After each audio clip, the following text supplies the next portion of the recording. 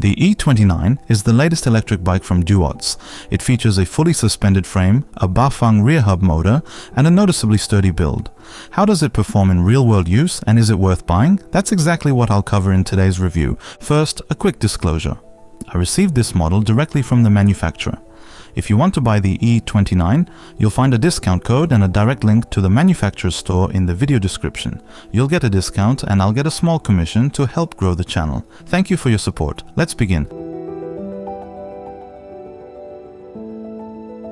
Assembly. The Duotts E29 comes in two color versions, grey-black or black-red. I went with the red one. It looks fantastic, matte black with glossy, almost glowing red accents. As usual, the bike arrives in a large box and is partially assembled. I recorded the entire assembly process in a separate video. Link is in the description. That said, assembly wasn't as simple as I initially expected. The first issue came up when trying to mount the front light. The thread in the fork bracket wasn't properly drilled, so I had to use a power drill to clean it up and make the screw fit. Additionally, the manufacturer includes a universal fender set. The front one fits nicely, but the rear fender does not fit at all. If I used the included bracket, the rear fender would sit almost perpendicular to the wheel. I decided not to install it, and the bike looks better this way anyway. Another thing I noticed was the rear air shock. It came heavily pressurized, so for my 100 kilogram weight, the sag was basically zero. Duotts provides no information about air pressure settings, maximum shock stroke, or any recommendations. I had to look up the details on the D&M manufacturer's website. Of course, this meant buying a special shock pump. If you don't have one, I genuinely recommend getting it because it's essential. The shock also lacks an O-ring to measure sag, which is strange as even cheaper spring shocks usually include one. I improvised by attaching a zip tie just under the shock, releasing some air, sitting on the bike, and then measuring how far the shock compressed with calipers. Using the manufacturer's data, I set the sag to 25%. It's a shame Duotts didn't mention shock setup anywhere. Most e-bikes are advertised as pre-assembled and ready to ride. Yet in my case, I had to buy extra tools and figure out how to make the suspension work properly. On the plus side, the included toolkit is surprisingly good. Not the usual multi-tool, but a neatly organized case with individual wrenches. The manufacturer also includes a bell, reflectors, and a throttle for those who want to install it. First impressions. I really like the clean look of the Duotts E29. It looks great. The cables are bundled and routed through the frame, though slightly too tightly because when turning the handlebar, the plastic cable cover sometimes pops out. Nothing a bit of adjustment can't fix. The paint job deserves special praise. The red is vivid, glossy, and split with black accents. The E29 looks much better than the Vacola that uses the same frame. This model costs €1,399 and you can buy it cheaper with my coupon code. The rear shock immediately catches the eye, but the more you look at the frame, the more you realize there's practically nowhere to mount a bag, pannier, or even a water bottle. When I go on longer rides with an e-bike, I typically ride tens of kilometers, and I hate wearing a backpack in summer. The battery sits flush with the frame, nothing rattles or moves.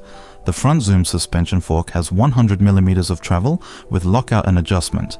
The wheels are no cheap no-names either. They're 27.5-inch Maxxis tires. Duotts also equipped the bike with popular Shimano MT200 hydraulic brakes with 180mm rotors. There's no rear light, but the front one is easily the strongest I've seen on any bike.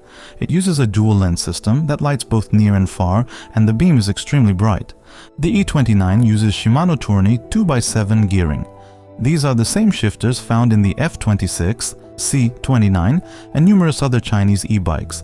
Just like with the C29, I have to comment on the front shifter. It's basically stepless, with no distinct clicks, so the adjustment range feels like 1 to 8, which makes no sense and requires excessive movement when shifting the front gears. This bike only has 2 front gears, but when riding up to a stop or downshifting, the movement feels like you're unscrewing a tightly sealed jar. You need significant force, and you must take one hand off the handlebar. I ended up replacing the shifter with a Shimano Altos SL for 2 speeds.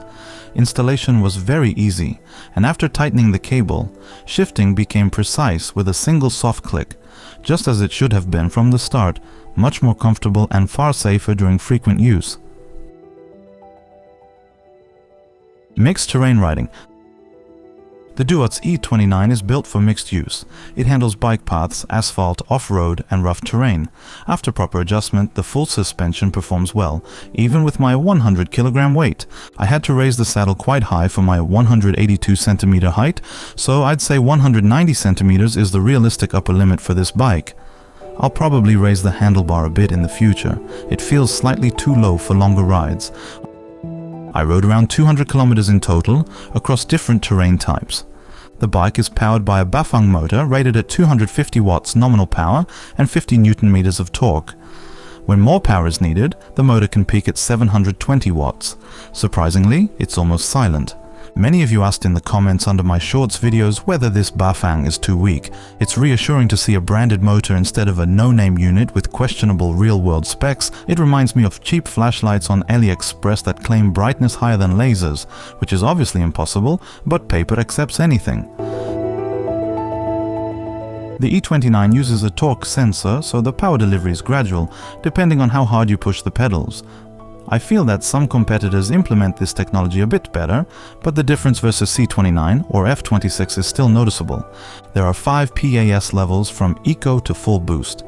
But what really impressed me is the controller. There is a huge number of parameters you can adjust: PAS behavior, power ramp-up sensitivity, voltages, and much more. The display even shows motor temperature, giving you full control. That was a very pleasant surprise. The bike can be unlocked easily. After unlocking, the speed limit increases to 40 km per hour, and you can adjust this further. With 2x7 gears, it's easy to accelerate to and maintain this speed.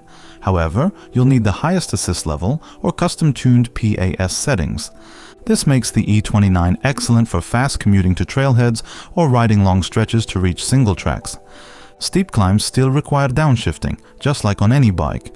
But with an e-bike, you quickly get used to speed, so places where many riders need to push their bikes can be tackled while riding.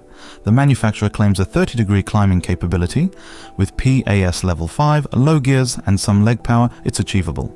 The brakes are extremely sharp, though during hard braking, I felt the front wheel vibrate slightly, likely due to a mildly warped rotor or pads that haven't bedded in yet. When assembling the bike upside down, I got air into the system and the brake lever became very soft. I found an easy fix. I tightened both brake levers with Velcro straps overnight, and the next morning, the problem was gone.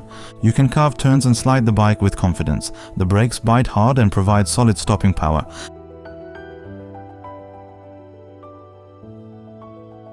And what about range? Duotts equipped the bike with a frame-integrated 48-volt, 13.5 amp-hour battery, 648 watt-hours. On paper, that doesn't suggest great range.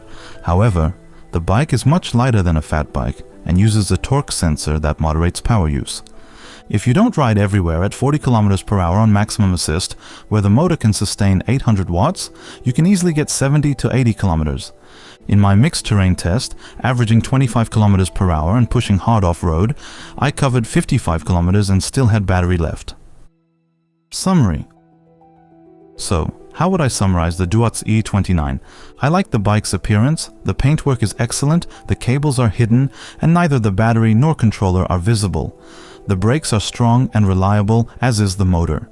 The bike accelerates confidently and brakes firmly. The Maxxis tires provide great stability on various terrains. I had zero issues riding 40 km per hour on the forest trails covered in leaves.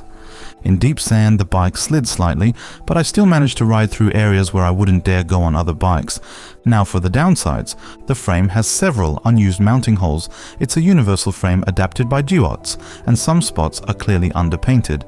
The rubber cable ports frequently pop out and hang on the cables. The unit I received makes it impossible to mount a rear fender, and even the manufacturer's photos don't show one.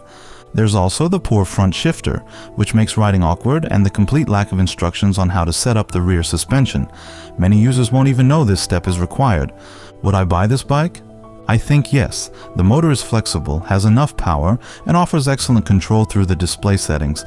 I would definitely recommend replacing the front shifter with a 2-speed model and raising the handlebar slightly for riders over 180 centimeters. After that, you get a solid bike that works both for off-road fun and everyday riding on paths or streets.